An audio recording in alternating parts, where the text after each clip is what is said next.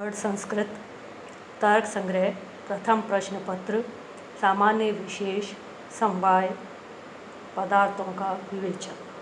Doctor Manisha Godara सह आचार्य संस्कृत राजकीय बांगड़ महाविद्यालय डीडवाना। सामान्य का लक्षण देते हुए अनम भट्ट तर्क संग्रह में कहते हैं, नित्यम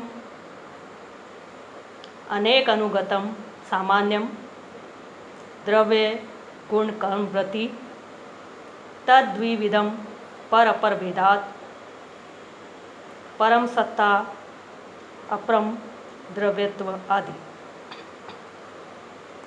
जो नित्य और एक होते हुए अनेक में रहे उसे सामान्य कहते हैं। यह द्रव्य गुण और कर्म में रहता है। सामान्य के पर सामान्य और अपर सामान्य नाम के दो भेद हैं।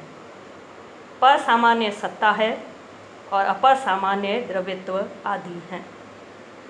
10 घट व्यक्तियों में अयम घट इस प्रकार की अनुगत प्रतीति या एकाकार प्रतीति होती है।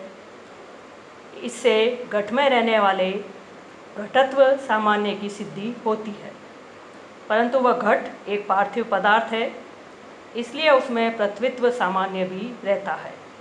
घटत्व सामान्य केवल घट में रहता है, परंतु पृथ्वीत्व सामान्य घट के अलावा पट मठ आदि अन्य पार्थिव पदार्थों में भी रहता है। इसलिए पृथ्वीत्व सामान्य घटत्व की अपेक्षा अधिक देशवृत्ति होने से पर सामान्य कहलाता है। पृथ्वी की गणना 9 द्रव्यों में की गई है, अतः पृथ्वी भी एक द्रव्य है। अन्य द्रव्यों की भांति पृथ्वी में भी द्रव्यत्व सामान्य रहता है। पृथ्वी में पृथ्वीत्व सामान्य भी है और द्रव्यत्व सामान्य भी है। इनमें से पृथ्वीत्व सामान्य तो केवल पृथ्वी में ही रहता है, परंतु द्रव्यत्व सामान्य पृथ्वी के अलावा जल, वायु, अग्नि आदि 8 द्रव्यों में भी रहता है। इस प्रकार वह पृथ्वीत्व सामान्य की अपेक्षा द्रव्यत्व सामान्य के अधिक देशवर्ती होने से पर सामान्य है और पृथ्वीत्व सामान्य द्रव्यत्व सामान्य की अपेक्षा न्यून देशवर्ती होने से अपर सामान्य है।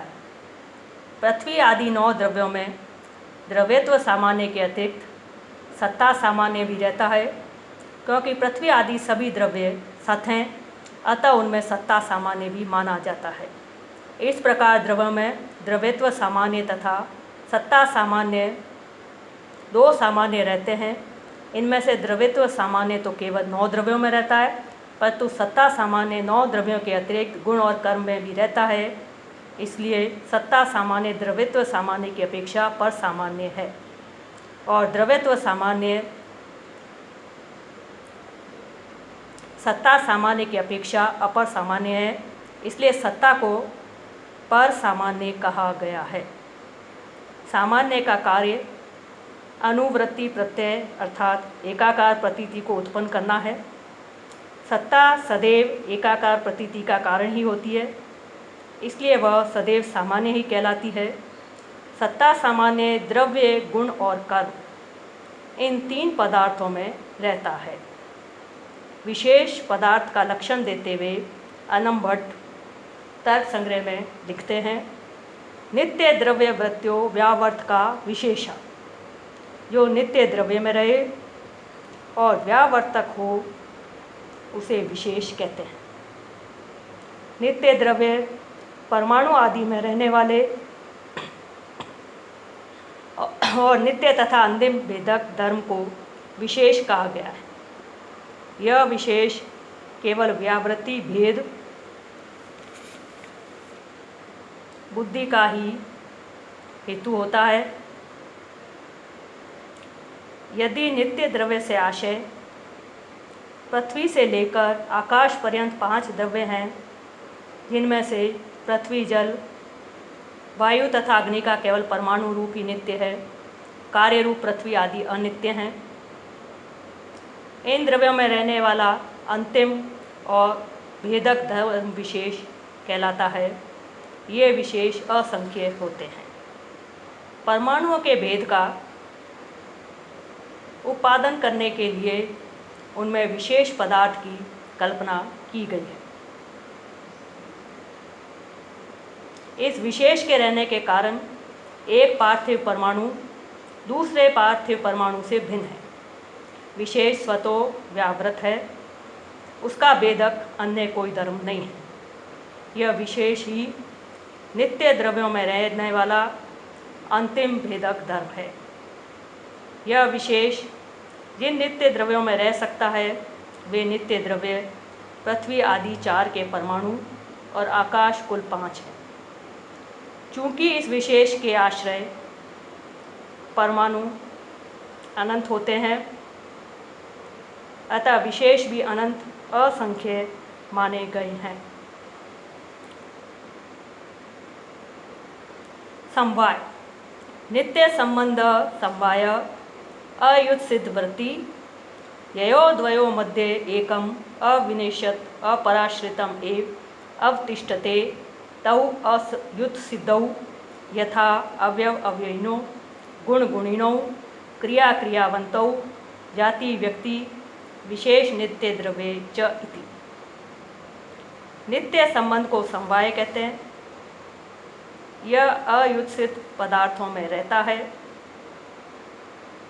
जिन दोनों के मध्य में से एक अविनष्ट रहते हुए दूसरे के आश्रित ही रहे, वे दोनों परस्पर अयुत्सित कहे जाते हैं। जैसे अवयव और अवयवी, गुण और गुणी, क्रिया और क्रियावान, जाति और व्यक्ति तथा विशेष और नित्य द्रव्य।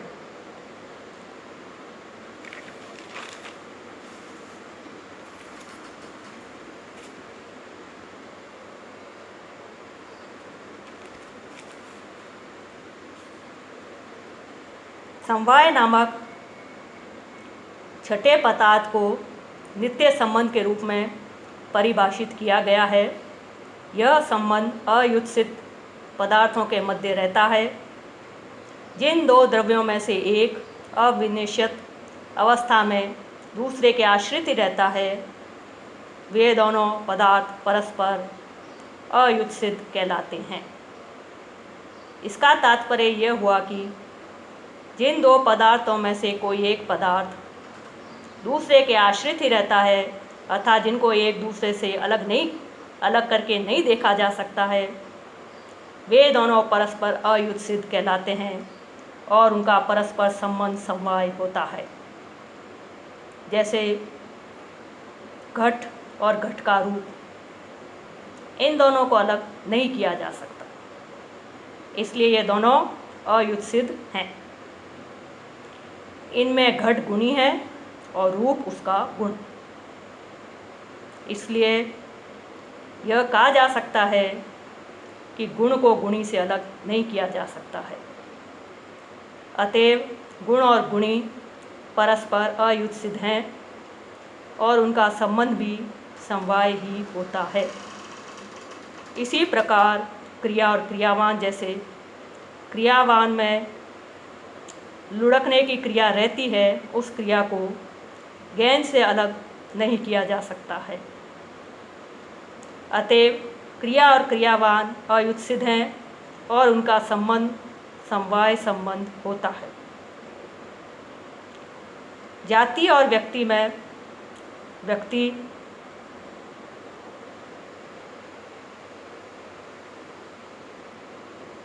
रूप गौ में रहने वाली गोत्व जाति को गौ से अलग नहीं किया जा सकता। अतएव जाति और व्यक्ति भी अयुत्सित हैं और उनका संबंध समवाय कहा जाता है। इसी प्रकार परमाणु आदि नित्य पदार्थ और उनमें रहने वाला अंतिम भेदक धर्म विशेष, ये दोनों भी अयुत्सित हैं, क्योंकि विशेष को नित्य द्रव्य परमाणु आदि से अलग नहीं किया जा सकता। अतएव नित्य द्रव्य और विशेष दोनों का संबंध भी समवाय कहलाता है। अतएव अवयव अवयवी, गुण गुणी, क्रिया, क्रियावान, जाति, व्यक्ति, नित्य, द्रव्य तथा विशेष, इन पांचों को अयुत सिद्ध में परिगणित किया जाता है तथा उनका संबंध समवाय कहलाता है।